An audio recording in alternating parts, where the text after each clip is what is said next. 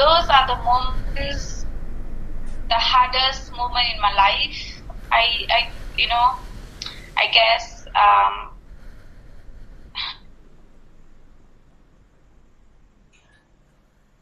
for me to remember those things again, it is very painful. Very painful. Sharifah adalah seorang wanita Rohingya dari negeri Rakhine di Myanmar. Tanah airnya telah bergelombang dengan diskriminasi dan penindasan untuk beberapa generasi. Mereka tidak boleh melakukan perjalanan ataupun bekerja tanpa kebenaran. Mereka juga tidak menerima makanan, khidmat perubatan dan pendidikan yang secukupnya. Ketika Sharifah berusia 2 tahun, bapanya melarikan diri ke Malaysia untuk melepaskan diri daripada penindasan tentera di Myanmar.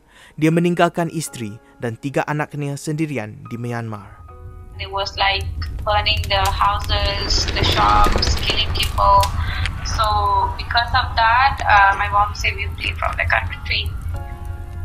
Ketika penindasan agama di Myanmar bertambah buruk, Ibu Sharifah cuba mengikut apa yang dilakukan suaminya, melarikan diri ke Malaysia. Namun, dia tidak bernasib baik. Ketika cuba melarikan diri, dia telah ditangkap.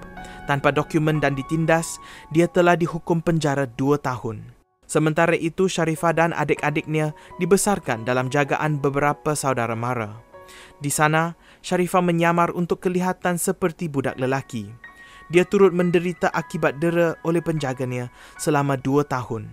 Being a child, who was running persecutions, running from kill, you get separated from your mom, you get separated from your siblings, from your people that you know, and suddenly you are in a new place, people tortured you, people abuse you.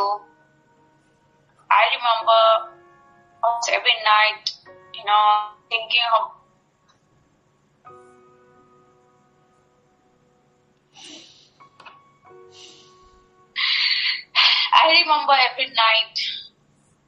thinking of my mom because I don't remember my dad.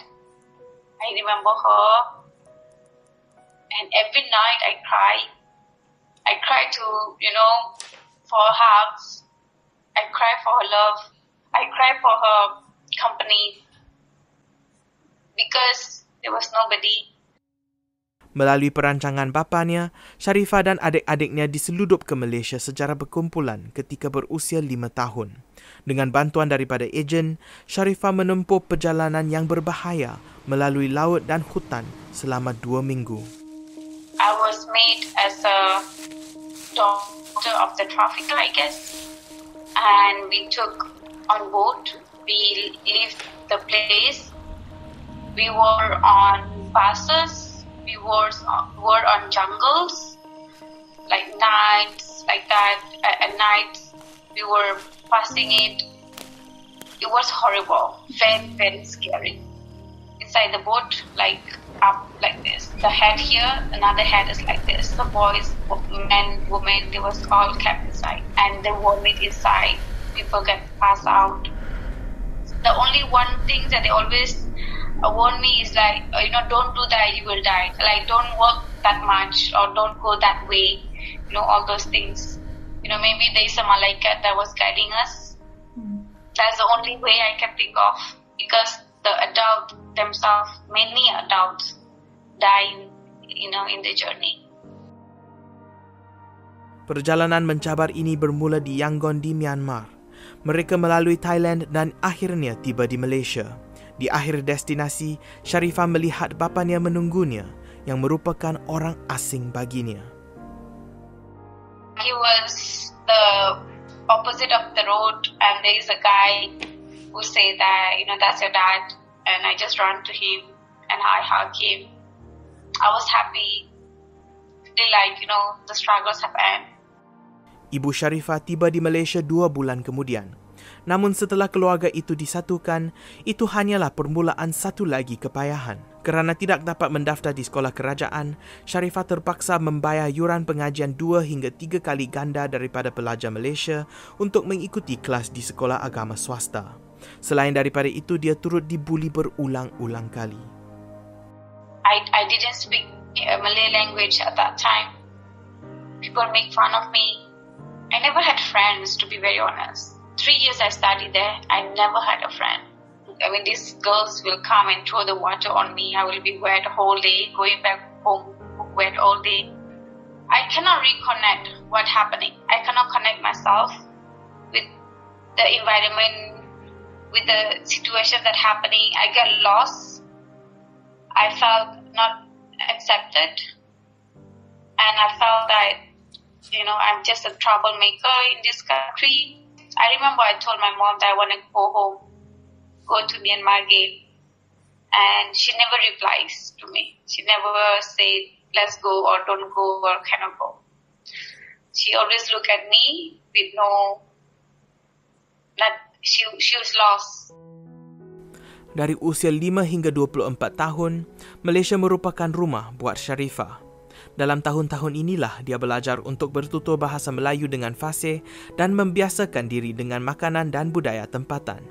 Namun begitu dia tetap merasakan dirinya sebagai orang asing. Mentally, I am mentally in Myanmar. I am physically in Malaysia. And I'm trying my best to be one of the best in front of, the locals so that they accept me. Because I have been rejected. So I don't want to be rejected again and again. Ketika berusia 21 tahun, Sharifah menubuhkan Rohingya Women's Network bagi memberi peluang pendidikan kepada warga Rohingya di Lembah Klang. Dia juga dicalonkan untuk anugerah International Women of Courage oleh Jabatan Negeri Amerika Syarikat ketika berusia 24 tahun pada tahun 2019. Hari ini Sharifah bersama ibu bapa, suami dan adik-beradiknya telah menetap di Amerika Syarikat di mana mereka boleh ke sekolah, mempunyai akaun bank, memegang lesen memandu dan tinggal di rumah mereka sendiri. I am a life example. We don't want to live in Malaysia forever. We are just taking a shelter. We want to return home. And if that's not the alternative solutions, we want to get resettled to third country where we will be accepted.